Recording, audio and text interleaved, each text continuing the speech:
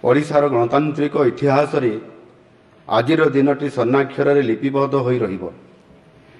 ଦୀର୍ଘ 75 ବର୍ଷର ଓଡ଼ିଶା ବିଧାନସଭାର ଇତିହାସରେ ପ୍ରଥମ ଥର ପାଇଁ ଆଜି ଆମ ଦେଶର ପ୍ରଥମ ନାଗରିକ ମହାମହିମ ରାଷ୍ଟ୍ରପତି ତଥା ମାତୃଶକ୍ତିର ମହିମାମଣ୍ଡିତ ଅବତାର ଶ୍ରୀମତୀ ଦ୍ରୌପଦୀ ମୁର୍ମୁଜୀ ବିଧାନସଭାକୁ ସମ୍ବୋଧନ କରିବା ସହିତ ଆମ ସମସ୍ତଙ୍କୁ ମାର୍ଗଦର୍ଶନ କରିବେ।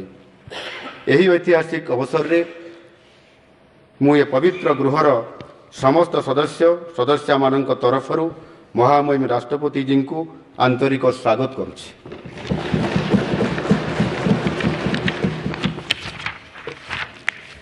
ତାଙ୍କର ସକ୍ରିୟ ଉପସ୍ଥିତି ଆମ ପାଇଁ ଉତ୍ସାହ, ଆନ୍ତରିକତା ଓ ନୂଆ ବିଶ୍ୱାସର ମହୋତ୍ସବ। ଦେଶର ସୌଭାଗ୍ୟ କି ତାଙ୍କ ପରି ଅଗ୍ନି ବିଜୟୀ ମହିୟସୀ ମହିଳା ଆଜି ଦେଶର ସର୍ବୋଚ୍ଚ ଆସନରେ ଅଳଙ୍କୃତା। ଆମ ପାଇଁ ଗୌରବର ବିଷୟ, ମହାମହିମ ରାଷ୍ଟ୍ରପତି ଶ୍ରୀମତୀ ଦ୍ରୌପଦୀ ମୁର୍ମୁଜୀ ଆମ ବିଧାନସଭାରୁ ତାଙ୍କର ସକ୍ରିୟ ରାଜନୈତିକ ଜୀବନ ଆରମ୍ଭ କରିଥିଲେ। ସେ ନିଜର କଠୋର ଅଧ୍ୟବସାୟ ଓ ତ୍ୟାଗ ଫଳରେ ଦେଶର ସର୍ବୋଚ୍ଚ ସ୍ଥାନ ଅଳଙ୍କୃତ କରିଛନ୍ତି। ଆମ ପାଇଁ ଏହା ଶିକ୍ଷଣୀୟ, ସେ ନା ନିଜ ଜନ୍ମଭୂମିକୁ ଭୁଲିଛନ୍ତି ନା ନିଜର କର୍ମଭୂମିକୁ। ନିଜ ଜନ୍ମଭୂମି ମୟୂରଭଞ୍ଜର ବିକାଶ ପାଇଁ ତାଙ୍କର ଅତୁଳନୀୟ ଅବଦାନ ଅଛି।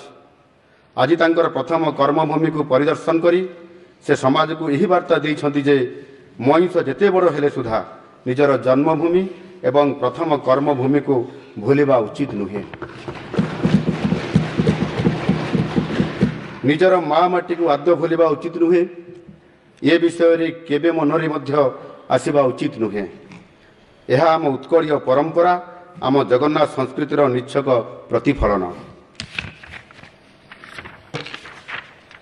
ମାନନୀୟ ରାଷ୍ଟ୍ରପତିଜୀ, ମୟୂରଭଞ୍ଜ ଜିଲ୍ଲାର ଏକ ଅନାମଧେୟ ଆଦିବାସୀ ପଲ୍ଲୀ ଉପରବେଡ଼ା ଗ୍ରାମର ଏକ ସାଧାରଣ ସାନ୍ତାଳୀ ପରିବାରରେ ଜନ୍ମଗ୍ରହଣ କରି ସମସ୍ତ ଢଳଝଞ୍ଜା ସତ୍ତ୍ୱେ ଆପଣ କେବେ ବି ଜୀବନରେ ହାର ମାନି ନାହାନ୍ତି।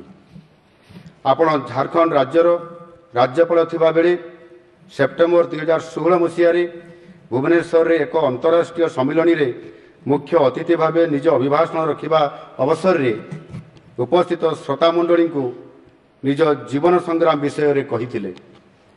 ମୋର ମନେ ଅଛି, ଆପଣ କହିଥିଲେ କିପରି ଭାବେ ସ୍କୁଲରେ ପଢ଼ିଲା ବେଳେ ରୋଷେଇ କରିବା ପାଇଁ ପ୍ରତିକୂଳ ପରିସ୍ଥିତିରେ ବି ଜଙ୍ଗଲରୁ ରୋଷେଇ କରିବା ପାଇଁ କାଠ ସଂଗ୍ରହ କରୁଥିଲେ। ତେଣୁ ଏଠାରେ ଉପସ୍ଥିତ ଥିବା ସମସ୍ତ ସଦସ୍ୟଗଣ ଅନୁଭବ କରିପାରୁଥିବେ, ଏମିତି ଏକ ପରିବେଶରେ ସଂଘର୍ଷ କରି ରାଜନୀତିରେ ସଫଳ ହେବା ଏବଂ ଦେଶର ସର୍ବୋଚ୍ଚ ଆସନରେ ପହଞ୍ଚିବା କେବେ ହେଲେ ଇଏ ସଂଯୋଗ ନୁହେଁ। ଏହା ଜନସେବା ପାଇଁ ଆପଣଙ୍କ କଠୋର ତପସ୍ୟା ଏବଂ ଈଶ୍ୱରଙ୍କ ଆଶୀର୍ବାଦର ଫଳ। ଆପଣ ତମାମ ଝଡ଼ଝଞ୍ଜା ଓ ସଂଘର୍ଷର ଯୌଗର ଭିତରୁ ବିଜୟୀ ହୋଇ ବାହାରିଛନ୍ତି। ପ୍ରତିକୂଳତାର ଅନ୍ଧାର ଭିତରେ ଆଶା, ବିଶ୍ୱାସ ଓ ପ୍ରତିବଦ୍ଧତାର ଦୀପଶିଖା ହୋଇ ଜୀବନର ଜୟଗାନ କରିଛନ୍ତି। ଆଜି ଦିନରେ ଦଳମତ ନିର୍ବିଶେଷରେ ଏ ପବିତ୍ର ଗୃହର ପ୍ରତ୍ୟେକ ସଦସ୍ୟ ଓ ସଦସ୍ୟା ଏହା ମୁକ୍ତ କଣ୍ଠରେ ନିଶ୍ଚୟ ସ୍ୱୀକାର କରିବେ।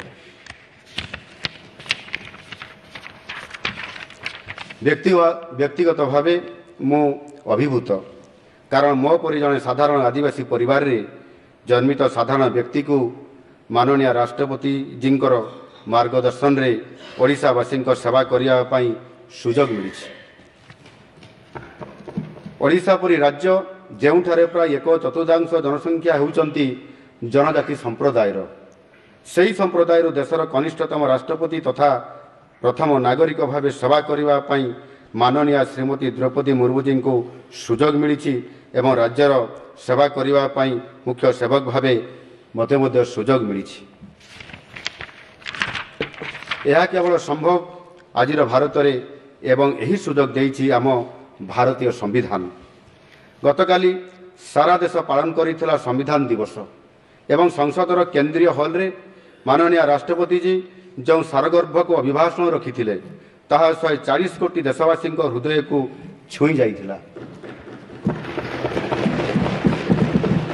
ଗୋଟିଏ ଦିନ ପରେ ହେଲେ ସୁଦ୍ଧା ଆଜି ଆମେ ସମସ୍ତେ ସମ୍ବିଧାନର କଷ୍ଟୋଡିଆନଙ୍କ ଠାରୁ पुनर्बार शुणवाक सुजोग मिल तांकर यही मार्गदर्शन आम सरकार तथा गणतांत्रिक विधि व्यवस्था विश्वास रखुवा प्रत्येकों प्रेरणार उत्स हो रही। माननीय राष्ट्रपति जी आप राष्ट्रपति पद अलंकृत करने पर बहुबार ओडिशा आगमन करिसेंती। अनेक विकासमूलक कार्य और अनेक प्रकल्प भेटी देइछंती आम ओडिशा को। किंतु विधानसभा रे आज आगमन पुणी थे आपंकर स्वच्छ दक्ष एवं निपुण कार्यशैली विषय रे समस्त स्मृति को जागृत करिछि। यही पवित्र गृह रे आपंकर कार्यदक्षता पई आपण प्रथम महिला श्रेष्ठ विधायिका भाव में सम्मानित होते जहाँकि समग्र नारी जाति पई एक दृष्टांतमूलक उदाहरण। ओडिशा सरकार रे मत्स्य और पशुपालन वाणिज्य परिवहन भली गुरुत्वपूर्ण विभाग रे मंत्री भाव में जोगदे सुचारू रूपे कार्य करी सुनामर्जन करथिले। आपनक गौरवमय और गरिमामय उपस्थिति विधानसभा भली लोक सेवा मंदिर को आज आहुरी तेजमय करिछि। आपनकर नीतिनिष्ठ कार्य और उत्सर्गीकृत समाज सेवा पाई आपण झारखंड प्रथम आदिवासी महिला राज्यपाल भाव में 2015 रु 2021 पर्यंत अधिष्ठित होइथिले। आपनकर कार्यकाल सही राज्यर इतिहास रे सबुठारु दीर्घतम किंवदंती होई रहिछि। विधायक मंत्री राज्यपाल एवं वर्तमान राष्ट्रपति भावे आपण जो भूमिका निभेइछंती ता अन्य मानक पई अनन्य उदाहरण। सार्वजनीन एवं राजनैतिक जीवन में आपणकर पदांक समस्तंक पई अनुकरणीय। माननीय राष्ट्रपति जी आपणकर मार्गदर्शन एवं यशस्वी प्रधानमंत्री माननीय श्री नरेंद्र मोदी जी मंत्र सबका साथ सबका विकास सबका विश्वास और सबका प्रयास सहित आम सरकार 4.5 कोटी ओडिशावासी सेवा करि आसुछि। आम सरकार ओडिशार प्रत्येक वर्ग जेपरिक महिला अन्नदाता युव गरीब अनुसूचित जाति एवं जनजाति उत्सर्गीकृत भाव कार्य करुछि एवं आपणकर मार्गदर्शन रे आगुक मध्य यह जारी रहिबो। अल्प दिनर शासन रे आम सरकार लोकं को स्वच्छ निर्मल दक्ष और प्रगतिशील शासन प्रदान करि आसुछि। सरकार और लोकंक भितरे थिबा प्रतिबंधक को भांगी सरकार को लोकंक निकटतर करिछु।